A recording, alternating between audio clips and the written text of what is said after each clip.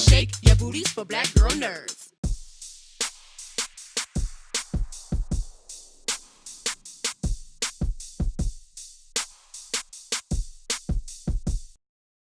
So I saw the movie last night.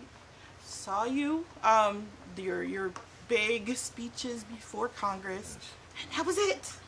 I was wondering, was it like, I mean, you've been so prominent in the series. Was it kind of, I mean, how did it feel just, not kind of staying on the sidelines this time?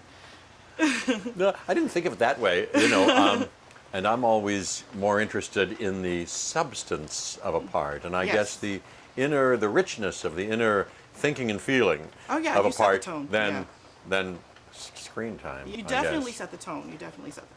Oh, good. Well, I certainly had. It was a lot for me to munch on, and with Colin Trevorrow, who wrote and directed the last one, who ostensibly is writing and going to direct the next one. He's writing it along with Emily Carmichael. Yeah. He's brilliant, and to get a chance to, and I afforded myself the opportunity of getting a chance to talk to him and talk about all the things in my speech and figure out the best way, the most concise and effective and interesting and colorful way to say that and to present my character again in a little snippet. I really got a big kick out of that. And then JA Bayona, who I think did a great job. He's a wonderful director. I'd seen his other movies before this. Worked with him in the same way. He was very passionate about what my character needed to do. And so it was just great to work with him on. It was. Yeah, you seem to get every bit out of the words of your speech, and then then we go into the action, and it's like, well, it was almost like foreshadowing.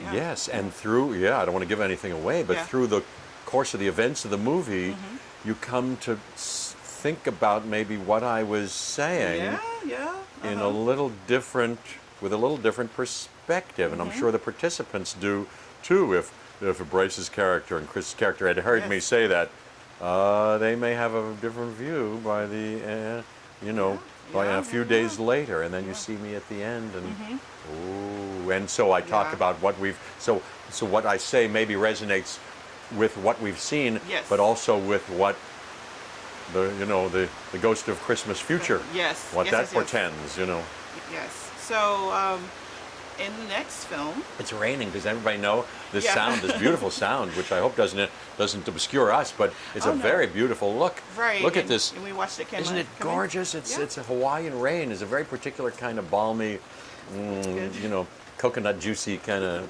thing. One last question.